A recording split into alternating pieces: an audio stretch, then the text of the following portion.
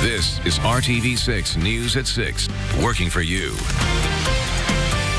I'm Nicole Griffin tonight in Franklin Township, where some parents are concerned about how full the school buses are. We're getting answers tonight from the district, why they say it comes down to hiring more bus drivers. The city of Westfield is trying to wipe out solicitation for those who don't want it. I'm Stephanie Wade explaining why they have to change city law to do so. And paying back after pulling out of Indy. The documents detailing how much a company refunded to the city after facility shut down. And now at 6, RTV6 is working for you to get answers for parents concerned about their child's safety. Yeah, those parents tell us they are worried about the number of students riding in a seat on Franklin Township school buses. Tonight, RTV6's Nicole Griffin is taking their questions to the district, and finding out the number of kids on a bus comes down to a need for more drivers. They're having a hard time keeping bus drivers, and the buses seem to be pretty jam-packed. Jesse Pennington relies on the school bus every day to get his child to and from their Franklin Township school safely. The kids are about 3 to a seat. It's hard for them to walk, and it takes a minute for them to actually get off the bus and to load on the bus. Sardines in a can. They're crowded, but you're going to have that everywhere. I actually drive for Warren Township, and we have parents complaining that our kids are 3 to a seat as well. A district spokesman says the buses are full, but they are not considered overcrowded. On average, 75 elementary students are assigned to a bus with 28 seats. Most buses can carry 84 or 78 passengers, depending on the model. Typically, 3 elementary students are sharing a seat and up to 4 students on older model buses. State law says 3 elementary school kids or 2 high school kids can fit in a seat safely on a school bus. From what I see, it's a little crowded, but I know they do have signs around the corner saying that they're hiring for bus drivers. I think it's just a matter of getting people in and getting them trained and getting the help that they need. They don't have the funds to be compensated like the other schools can. I know with me looking into it, I would have taken almost a $4 an hour pay cut. And it's this time and age when you have single parents, it's not feasible to do that. A Franklin Township spokesman says they are seeing an increase in the number of students this year, and they are working quickly to alleviate the full buses. He did say, though, it takes a few weeks into the school year to determine which students are regular bus riders and which buses may have extra space. He's hoping that will be done by the 3rd week of school. Working for you tonight in Franklin Township, Nicole Griffin, RTV6. And we will follow up with the district to find out how much drivers make and whether it's comparable to other districts. For those interested in the positions, the district does provide training. And RTV6 is working for you and getting results once again. There are now 2 new school zone signs near Stoutfield Elementary School in Wayne Township. And on Friday, we told you about a mother's concerns about no school zone signs on Holt Road and Sam Jones Expressway. The school sits at the corner of those roads. There was only a school zone sign on Bradbury Avenue, a less busy residential street. We took her concerns to DPW. DPW told us they would install 2 25-mile-per-hour signs by the end of the week, and they delivered, installing them today. And remember, if you have a problem and need help getting answers, contact us at workingforyou@rtv6.com. The city of Westfield is making sure people can keep solicitors off their property if they want. They might have to change city law to do so. RTV6's Stephanie Wade explains what's behind this move and what you'd have to do now if you live there. I mean, they have to make a living too, but we just don't answer the door anymore. Most people we heard from today are not pleased when they hear a knock on the door and are greeted by solicitors. We do not need solicitors around here because we do not know when we answer the door if they are truly solicitors or if they want to look inside our home. The city of Westfield is trying to protect people's rights to keep unwanted solicitors off their property if they so choose. But someone is fighting that. One of our solicitation companies is challenging from a constitutional standpoint is how can a homeowners association make a decision that blankets the entire neighborhood. In the past, it's been up to the homeowners associations whether to allow soliciting or not. And you can tell based on a sign placed at the front of the neighborhood. But city officials might have to change that. It's also my fiduciary responsibility to avoid a lot of expenses. In this case, we find it's going to be much simpler. Let's tweak our ordinance instead of getting into a lengthy legal battle. So here's what you'd have to do. Go online and print off one of these no soliciting signs and place them at the front of your home. Or sign up for the city's no knock list, which would display all the addresses solicitors cannot go to. Would you opt in for this? Yes, I would. Yes. Mm-hmm. If you pass this, that's great. But how do you enforce it? Mayor Andy Cook tells me police will continue to respond, but people have to call so they can be aware of the issue. As long as it's a city ordinance and properly passed, yes, our police department will enforce that on a one-on-one basis. Working for you in Westfield, Stephanie Wade, RTV6. And some more information here. City Council is voting on this next month. We will keep you updated with the results. Meanwhile, one of Westfield's neighbors is going to foot the bill to fix a bit of a problem. This totem sign along US 31 near 146th Street welcomes you to Westfield as you're entering the city and as you're leaving it. Well, it was understandably confusing to a lot of drivers. The city of Westfield spent nearly $300,000 on this totem, which was installed last year. Westfield leaders say Carmel knew about the naming convention both on the north and south sides, but Carmel leaders say they were only aware of the city name on the south side. The closing of Rexnord on the west side became a political issue during the 2016 presidential race. Newly obtained documents from Colts Investigates show what the company paid to the city after it announced it was leaving the west side. Colts Chief Investigator Rafael Sanchez has been following this story since 2016, and he joins us live. Amanda, good evening. Let's talk about the money. 6 figures indeed. Manufacturer Rexnord was even the target of a tweet by then presidential-elect Donald Trump, who had no impact on that. The plant closing impacted 300 jobs and their families. The city went after Rexnord to recover property tax breaks. So let's look at this much closely. Colts Investigates obtained records which show that Rexnord settled with the city for more than $190,000 back in April of 2018. Now we're hearing about this now because the settlement was in paperwork that we received as part of a records request. As part of the deal, the city agreed not to proactively publish or utter statements about that settlement. The city did go after the bearings manufacturer to repay those tax breaks after it announced it was closing its West Side plant back in 2016 and sending jobs to Mexico at the time as well as to Texas. Now, Rexnord says neither this settlement nor the release nor the payment shall be construed as an admission of liability whatsoever. In addition to the settlement, Rexnord made a $25,000 donation to Riley Hospital for Children. The company says that check was made on behalf of Rexnord employees. Mark? Rafael Sanchez for us tonight. Thank you. Now to Democracy 2019 and the race for Indianapolis mayor. Republican State Senator Jim Merritt today outlined some of his public safety plans if he is elected mayor in November. Merritt wants to appoint a deputy mayor of public safety to oversee IMPD. He also wants to add more paramedics, EMTs, dispatchers, and 150 more police officers. In 2019, the city is on pace for about 133 homicides, which would be the lowest since 2013. But Merritt says that's far from good enough. Once a person makes a decision to pull that trigger,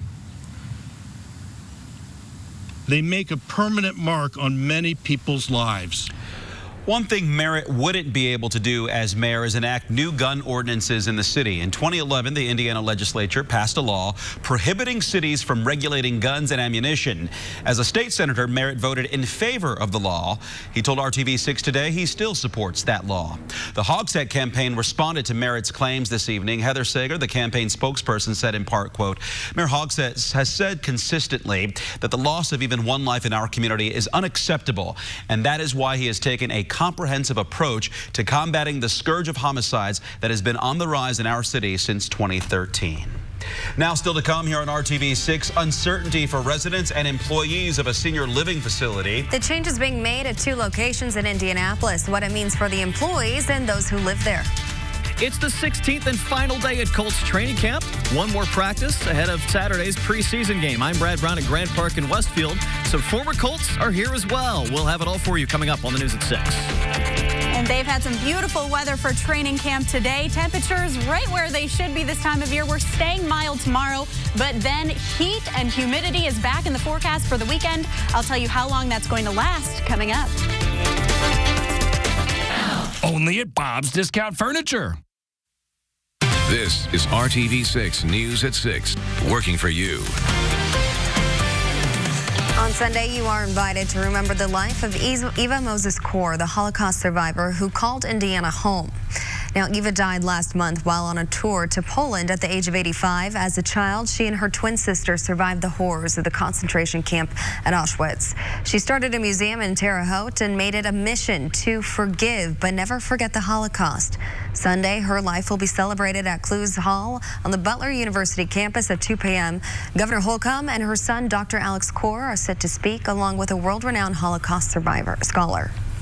Now, Vice President Mike Pence is coming to Indianapolis later this month. He will be speaking at the National Convention of the American Legion. That's on Wednesday, August 28th. The owner of 2 senior living facilities in Indianapolis plans to put them up for sale and make changes, which means jobs lost and displaced residents. Justice Senior Living notified the state it plans to eliminate registered assisted living on October 14th at its Crestwood Village East and Crestwood Village West facilities and put its focus on independent living. The company also expects the sale of Crestwood East and West to close around October 14th. 104 employees are impacted, but Justice says it expects some of them to transfer to their other facilities or be retained by the buyer. Justice also tells RTV6 it has already placed 22 of the 100 residents who will be impacted. The company is also working with other senior living facilities to help with relocation. Crestwood Village North, Crestwood Village South, and all other Justice Senior Living communities are not affected by these changes. This week, our Hiring Hoosiers initiative is focusing on efforts to help young people take what they've learned in the classroom and turn it into a career. In an effort to avoid college debt, some parents are encouraging their children to explore career interests in high school. The J. Everett Light Career Center in Indianapolis offers a variety of programs to help students get a job after high school or seek a college degree. The law enforcement program is among those that offers training to those interested in public safety. Here, students learn how to conduct a building search and traffic stops. And in this setting, it's all about taking a hands-on approach. It's exceedingly important because, honestly, you can only learn so much from a book. You can only, for so long, read. It's when you actually get the hands-on stuff and be able to, like, touch and feel and actually do stuff that you actually start to retain the information a lot more. It's very fundamental to start getting a head start because a lot of things you do as 17, 18-year-olds and going into college can affect your career. The J. Everett Light Career Center offers students a wide range of programs catering to multiple career choices. For more information about this program, go to our website, hiringhoosiers.com. A treasure trove of dinosaur fossils is making its way to the Children's Museum of Indianapolis, and the discoveries continue. The museum announced today that this summer, scientists unearthed 7 tons of fossils in what's known as the Jurassic Mile near Cody, Wyoming, and the digging is still underway. They have identified at least 4 sauropods, some of the largest land animals to have ever lived. This incredible collection of bones will give a better picture of what life was like 150 million years ago. These fossils will be part of a new exhibit called Mission Jurassic. It's still a couple of years from opening, but on September 10th, a lab will open at the Children's Museum to allow visitors to view and touch some of the fossils being prepped. And also on the north side, workers are busy setting up for the 15th annual Sausage Fest at Thomas Aquinas Catholic Church. It starts tomorrow at 46 in Illinois. In honor of this 15th year, Sun King Brewery is debuting a special batch of Blessed Be the Hop beer. In addition to sausage, you'll find pizza, pretzel, gourmet sides, desserts, and more. It's all about community here. We love everyone. We love our neighborhoods that surround us. We love the Butler community. we just love everybody coming. We have a lot of fun. It's basically like we've considered it a Catholic Woodstock, you know, peace, hugs, beer, sausage. It's just a great, great time. Sounds like a great time. Sausage Fest runs tomorrow and Saturday from 5:30 to midnight. There's live entertainment each night and special activities for kids and teens. Profits go to the school and parish. Alyssa. And they are going to have some pretty nice weather for that. A few hiccups here and there because we do have the potential of some showers and storms as we head into the weekend. Tonight, though, it's going to be a pleasant evening. Those temperatures are going to drop off just a little bit, but we're going to continue that mild trend that we've seen throughout the day. High pressure is in control, and it's keeping it very nice over the next few hours here. Heat and humidity is back in the forecast as we head into the weekend, and then starting tomorrow, we're going to see daily chances of an isolated shower or thunderstorm in the forecast until about midweek next week. So that's going to be almost every day there. It's 83 degrees right now in Indianapolis. That humidity has come way down, those dew points as well. We have a light breeze right now out of the northwest, just about 12 miles per hour, and you can see on our downtown north view cam that we do have a few cumulus clouds in the sky. We've gathered those up throughout the afternoon. Those are going to start to taper off and get out of the area as we head into the overnight hours. All of that is due to that wave that's just going to move through tomorrow. So that's just off to our west right now.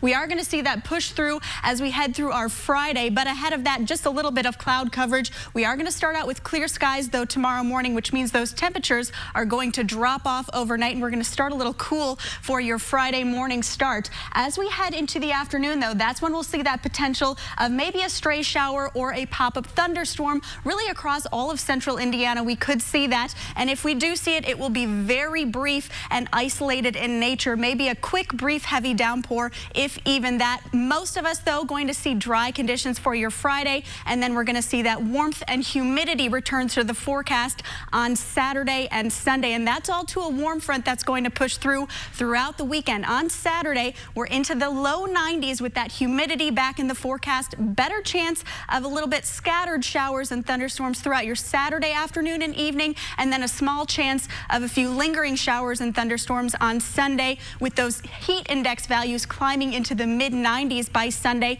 That heat will stick with us through about midweek next week. So we are much warmer over the next couple days here. So enjoy tonight and the first half of tomorrow. Starting tomorrow morning, a little cool start. So as you're heading to the bus stop with the kids, might want a light jacket, but you won't need it by the afternoon. Maybe an umbrella, though, because we do have those small chances of an isolated shower or thunderstorm with light winds. Temperatures tomorrow will climb into the low 80s across the area, right about average for this time of year. And then we are climbing way up Saturday and Sunday. 90 degrees on Saturday, 91 on Sunday. Those spot showers and storms stick with us nearly every day in the 7-day forecast. That doesn't mean it's going to rain at your house. It just means we have that potential as we head into the afternoon hours. We're getting back closer to average, though, as we head into Wednesday and Thursday. That's when we'll see those temperatures back into the mid-80s. All right, so we'll be watching for that every day. Just be aware of it. Just be aware. A hot weekend on tap. Well, Brad Brown is joining us live from Colts camp. Hey, Brad.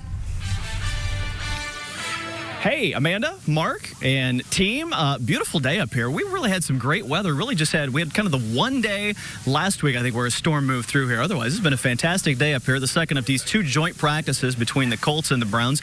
A lot of energy between these two teams, as for the most part, these guys know this is it. This is kind of the end of the road for these 3 weeks of training camp. So everybody stayed really loose out here today. We'll look at some of today's action in a second. Kind of the other big story here today.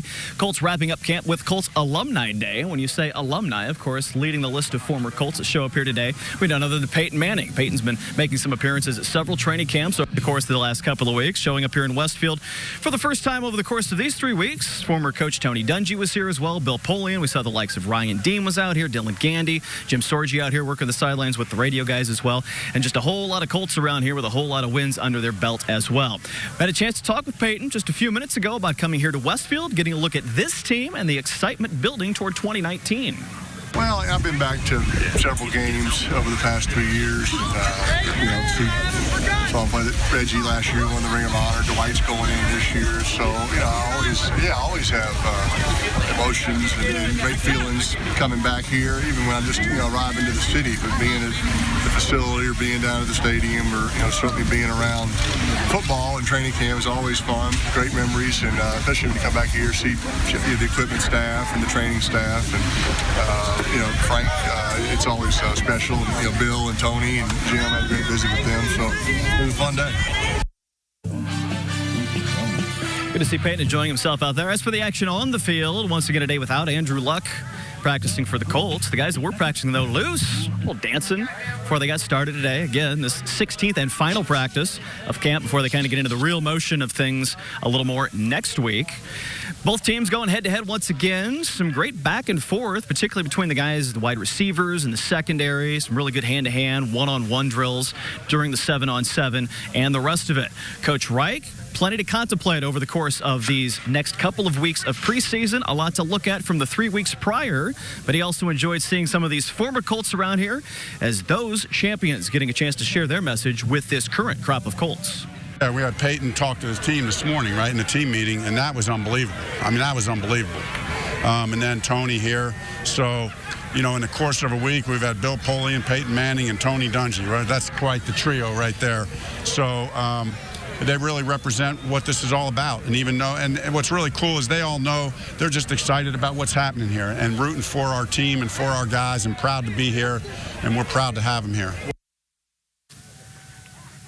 Day off tomorrow. These teams will play their preseason game at Lucas Oil Stadium coming up at Saturday. It's a 4 o'clock start time for coming into that game, a little earlier one for this second preseason game, and the Colts will continue practice back West 56th Street coming up next week. Serious injury to Reese Fountain, the Colts wide receiver, second-year guy out of northern Iowa, was carted off the field about midway through the session today. We'll tell you more about that tonight at 11. More from Peyton, more from the coach as well. We'll see you then. Time for a final break. Back to the studio to wrap up tonight's News at 6 next.